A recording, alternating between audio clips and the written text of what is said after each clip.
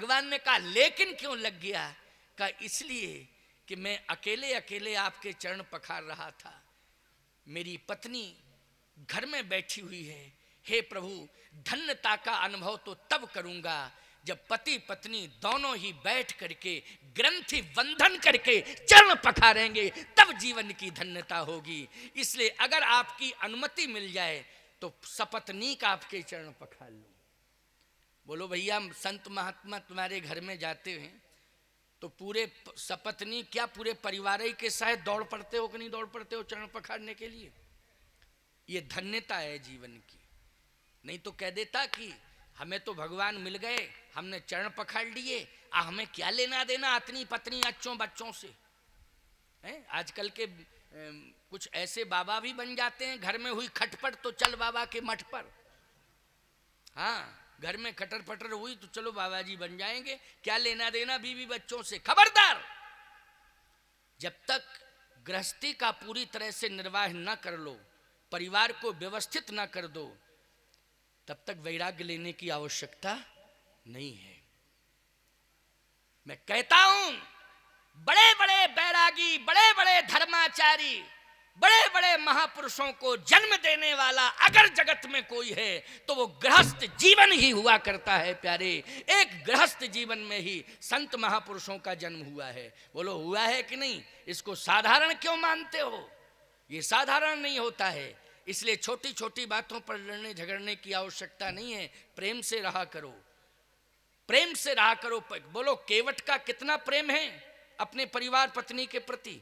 कहता है प्रभु, आपके चरण में सपत्नी पखार लूं। भगवान ने कहा चलो भाई, अगर पखार नहीं है तो फिर सपत्नी ले आओ उसको। कहाँ है? कहे घर में। दौड़ा दौड़ा गया, क्योटानी से कहा कि जल्दी आ जा, भगवान खड़े हैं, चरण पखार ले। आहा, क्योटानी आई और दोनों ने, केवट ने सपत्नीक भगवान के चरण पखारे। भगवान ने कहा क्यों, अब प्रसन्न हो, अब तो कोई दिक्कत नहीं है। केवट कहता है कि प्रसन्न तो हूं मगर। भगवान ने कहा मगर लग गया तो गड़बड़ है। ये मगर क्यों लगा दिया तुमने? ये मगर क्यों लगाया? कहे इसलिए कि हमने सपत्नीक तो चरण पखार लिए, लेकिन अभी बच्चे रह गए मेरे। सोचो जरा, बच्चों को जन्म देना ही पर्याप्त नहीं है, बच्चों को संस्कारित करना बहुत बड़ी बात है। केवल जन्म देना ही पर्याप्त नहीं है। जन्म तो कीट पतंग सब दे देते हैं। बोलो, कौन नहीं देता है जन्म? सब पशु पक्षी सभी तो जन्म दे देते हैं। ये क्षमता तो सब में है, ये क्षमता सब में है। लेकिन संस्कार, संतान में संस्कार देने की क्षमता तो केवल मनुष्यों में हुआ करती है प्यारे। इसलिए संस्कारों की प्रधानता होना चाहिए। और संस्कार कैसा होना चाहिए कि अपने बच्चों को भगवान से जोड़ो, सत्य से जोड़ो, धर्म से जोड़ो, सत्कर्म से जोड़ो, सद्धर्म से जोड़ो। यही है संस्कार। केवट कहता है कि बच्चों को आपके श्री चरणों से जोड़ना चाहता हूं। भगवान ने कहा ऐसा है कि ये जल ले जाओ, बच्चों को पिला देना और हमको पार कर दो जल्दी, क्योंकि जल तो रखा ही है, यही तो जल है, इसको पिला देना, जाओ मुझे जल्दी पार करो। केवट कहता है सुनिए प्रभु, आप क्षमा करें मुझे, मैं बार बार आपसे प्रार्थना कर रहा हूं। चरणों तक पिलाना अलग बात है और चरण पखार के फिर चरणोदक पीना अलग बात है। बोलो भैया, चरणोदक पीना अलग बात है, लेकिन चरण पखार के स्वयं चरणोदक पीना ये अलग बात है। आप घाट पर आए और आपके बच्चे चरण ना पखार पाएं और चरणोदक ना ले पाएं, ये मेरा दुर्भाग्य होगा। इसलिए थोड़ा सा ही तो समय लगेगा, अगर आप आज्ञा दे दें तो। भगवान ने कहा अच्छा अच्छा अच्छा ठीक है, ले आओ बच्चों को भी, ले आओ बच्चों को। दौड़ा दौड़ा गया, बच्चों से कहा जल्दी चलो, भगवान खड़े हैं गंगा के तट पर, चलो चरण पखारो। जैसे ही बच्चों से कहा तो बच्चे भी आ गए। ये केवल भाषा ही नहीं है, इसमें छंद की प्रामाणिकता है, सोरठा की प्रामाणिकता है। केवल ऐसा नहीं है कि केवल भाव भाषा से ही हम कह रहे हो आपको। भाषा से, भाषा तो तब बनती है जब उसमें प्रमाण हो, तब ना भाषा बने कि अपने मन से भाषा बन जाती है, ऐसा नहीं है। प्रमाण मिलना चाहिए, तो प्रमाण मिल रहा है। बच्चों से कहा चलो, बच्चे दौड़े आए, भगवान के चरण धोए, चरणोदक लिया। भगवान ने कहा क्यों, अब ठीक है, अब क्या परेशानी, अब तो तुम्हारे बच्चे भी चरण धो लिए। कहे प्रभु मैंने चरण पखार लिए, मेरी पत्नी ने चरण पखार लिए, मेरे बच्चों ने चरण पखार लिए, किंतु। अरे भगवान बोले फिर किंतु लग गया, अगर मगर तगर किंतु ये सब तेरा खत्म ही नहीं होगा। क्या बात है, बोलो जल्दी जल्दी बोलो, मात्र 5 मिनट रह गए हैं, जल्दी बताओ क्या बात है। क्या बात है? बात प्रभु ये है कि हम केवल पत्नी बच्चों को ही अपना परिवार नहीं मानते, फिर जिस गांव में हम रहते हैं वो पूरा गांव मेरा परिवार है, हम सबको अपना परिवार मानते हैं। विश्व बंधुत्व की भावना से ओतप्रोत जीवन है किसका, भक्त का। इससे शिक्षा ले लो, ये ज्यादा पढ़ा लिखा नहीं है, लेकिन कितना प्रेमी है कि विश्व बंधुत्व की भावना से ओतप्रोत जीवन इसका, सबको अपना मानता है। बोलो मानता कि नहीं?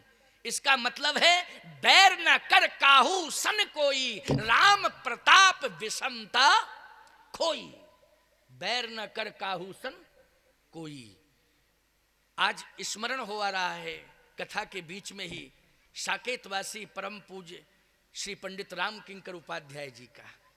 उन्होंने एक पुस्तक लिखी है कि राम राज्य का प्रथम नागरिक केवट। पंडित जी ने एक पुस्तक लिखी है, राम राज्य का प्रथम नागरिक केवट। देखिए कथा में स्मरण हो आया, महापुरुषों का नाम आ ही जाता है। प्रतीकवाद के बहुत बड़े विद्वान थे पंडित जी। मानस में जो प्रतीकवाद, एक प्रतीकवाद की परंपरा से जो हम कथावाचक लोग आज कथा कह रहे हैं, वो पंडित जी की देन है कि प्रतीक, रावण किसका प्रतीक, राम किसके प्रतीक हैं, लक्ष्मण किसके प्रतीक हैं, सीता जी किसकी प्रतीक स्वरूपा हैं, ये वर्णन पंडित जी ने शुरू किया। ये बहुत बड़े महापुरुष थे, आज उनका स्मरण हो आया तो ध्यान से सुनना। उन्होंने कहा राम राज्य का प्रथम नागरिक केवट, लेकिन प्रथम नागरिक हो गया बैर न कर काहू सन कोई, राम प्रताप विषमता खोई। बोलो राम राज्य की यही विशेषता। अभी राम राज्य आया नहीं था, लेकिन राम राज्य का पहला नागरिक बन गया कि नहीं बन गया? कि गांव में जितने भी लोग रहते हैं वो हम पड़ोसी नहीं मानते हैं उनको, हम उनको अपना परिवार मानते हैं, पूरे गांव को अपना परिवार मानते हैं। सावधानी से सुनना, ये प्रेम है कि नहीं। इसलिए कहता हूं कि केवल ये मत मानो कि ये पड़ोसी है, सबको अपना परिवार मान के चलो। ये गांव हमारा है, हमारा पूरा परिवार है, हम पूरे गांव में रहते हैं, पूरे परिवार के साथ रहते हैं, ऐसा भाव मानना चाहिए। तो बोलो राग द्वेष से गांव बच जाएगा कि नहीं बच जाएगा? बच जाएगा। और मैं दावे के साथ कहता हूं, अगर इस प्रकार का प्रेम ग्रामवासियों में आ जाएगा, जिस प्रकार से प्रेम की पृष्ठभूमि का निर्माण भक्त केवट कर रहा है, अगर इस प्रकार का प्रेम गांव-गांव में आ जाएगा तो गांव-गांव में प्रेम के धरातल का निर्माण हो जाएगा। और जब प्रेम के धरातल का निर्माण होगा, उसी पर राम राज्य गांव-गांव में स्थापित हो जाएगा। यही है राम कथा का मूल सार। गांव-गांव में राम राज्य स्थापित होगा, लेकिन प्रेम के धरातल पर राम राज्य स्थापित होगा।